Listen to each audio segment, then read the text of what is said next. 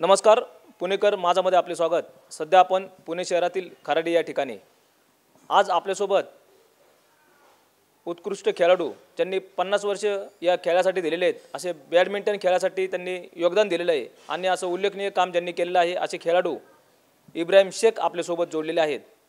अनेक वर्षापासून त्यांनी केलेलं काम आणि त्यांना मिळालेले जे पुरस्कार आहेत आणि त्यांनी समाजासाठी दिलेले योगदान आहे याच्याबद्दलची संपूर्ण माहिती सर, आपण 50 वर्षापासून काम करत असताना कोणकोणत्या आव्हानांना आपण सामोरे गेलेले आहेत आणि त्यांच्यावर आपण कशी मात केलेली आहे याची आपण थोडक्यात माहिती द्या, तुमचा परिचय देऊन। तसा माझा जन्म 8/12/41 झाला आणि माझी याची जी सुरुवात झाली बॅडमिंटनची, तर आमचं घराने मुळात खेळाडूच होतं। माझे वडील पोलीस डिपार्टमेंटमध्ये फिजिकल आणि स्पोर्ट डायरेक्टर होते।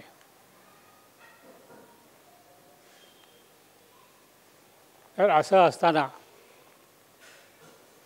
माझे भाऊ वगैरे सर्व हॉकी खेळायचे, परंतु मला हॉकीचं नाही बॅडमिंटनचं फार नाद होता, म्हणून मी बॅडमिंटन खेळाडू म्हणून उदयास आलो। 50 वर्षापासूनचा आपला जो प्रवास होता त्याच्यामध्ये आपल्याला कोणकोणत्या आव्हानांना आपण सामोरे गेलेले आहेत आणि या काळामध्ये आपण किती खेळाडूंना आपण प्रशिक्षण दिलेले आहे याची आपण माहिती द्या। बॅडमिंटन या खेळामध्ये हजारो प्रशिक्षकांना मी घडवलेलं आहे। माझ्याकडे शिफारस पत्र आहेत, 10-12 शिफारस पत्र आहे। बापूसाहेब पठारेचं आहे आणि बरेच आमदार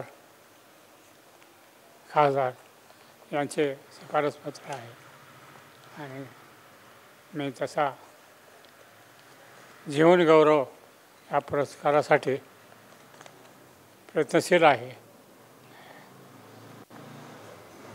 परंतु मला त्यापेक्षा हे जे लोकांकडून जे मला पुरस्कार मिळत आहेत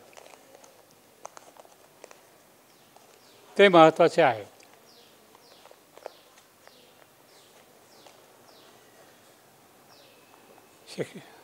सरकारी पुरस्कारापेक्षा खाजगी पुरस्कार मला जास्त महत्त्वाचं वाटतं।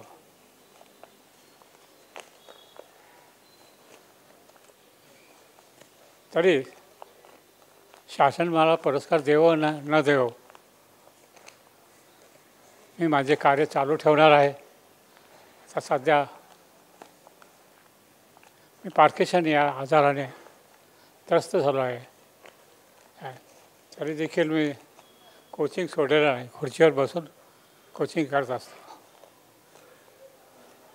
महाराष्ट्र शासनाचा खेळाडूचा जो पुरस्कार असतो शासकीय पुरस्कार, तो आपल्याला मिळण्यासाठी आपण काही प्रयत्न केलेले आहेत का? आणि या वडगाव शहरी मतदारसंघामध्ये अनेक नेते या ठिकाणी राहतात, त्यांच्यासाठी त्यांनी हा पुरस्कार तुम्हाला मिळण्यासाठी काही मदत केली आहे का? त्याबद्दल आपण थोडक्यात माहिती सांगा।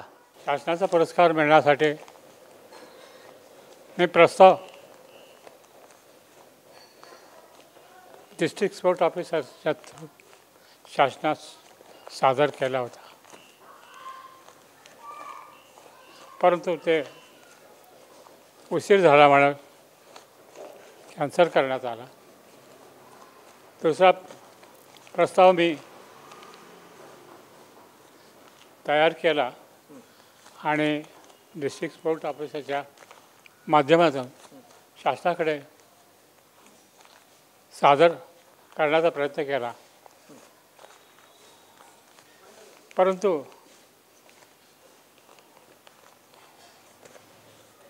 मला सांगावं जरा खंत होतो आहे। डिस्ट्रिक्ट पोस्ट ऑफिसर यांनी रिफ्यूज केलं, नाही तर मी कलेक्टरच्या थ्रू पाठवून द्या। असं त्याने सांगितलं. कलेक्टरकडे गेले. कलेक्टर म्हणतो नाही आमच्याकडे काही नाही. असं सर्व टाळून टाळी होते.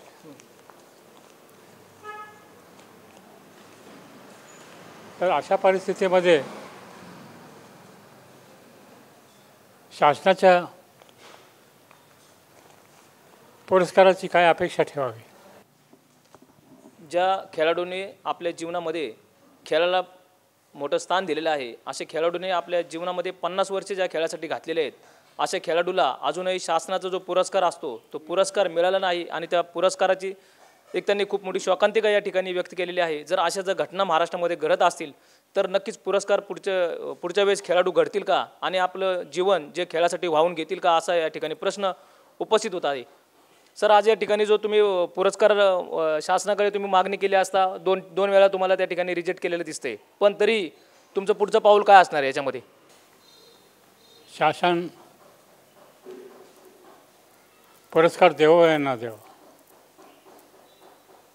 माझं कोचिंगचं कार्य चालू राहणार आहे. खुर्चीवरती बसून देखील कोचिंग करणार आहे. मला मत्तेला बरेच लोक आहेत. बापूसाहेब पठारे हे आमदार, त्याने माझी खूप प्रशंसा केली. त्यानंतर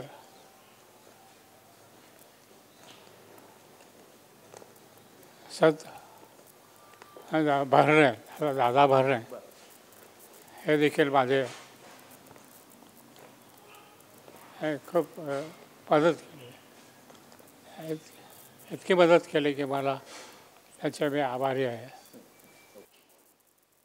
उत्कृष्ट खेळाडू इब्राहिम शेख बॅडमिंटन क्षेत्रामध्ये त्यांनी आपलं जीवन पूर्ण आयुष्य त्यांनी या खेळामध्ये घालवलेलं आहे आणि हे काम करत असताना त्यांनी त्यांच्या घरातून पण असे खेळाडू तयार करण्यासाठी पुढाकार घेतलेला आहे. आणि अशाच बॅडमिंटनचा खेळ तो खेळतच आहे, पण बास्केटबॉलमध्ये त्यांचा एक नातू त्यांचा या ठिकाणी खेळलेला आहे आणि त्याला सुद्धा मेडल मिळालेले आहेत. शायन समीर शेख, ये मेरे दादाजी है, इनका नाम इब्राहिम शेख है. इनसे मैं प्रेरणा लेके बड़ा होते जा रहा हूँ.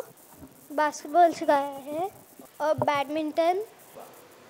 आगे मैं ऐसा खेलूँगा और मेरा दादाजी का नाम रोशन करूँगा.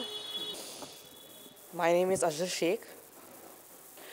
This is my grandfather. He has been teaching for over 50 years and he is one of the best badminton coaches I've ever witnessed so far.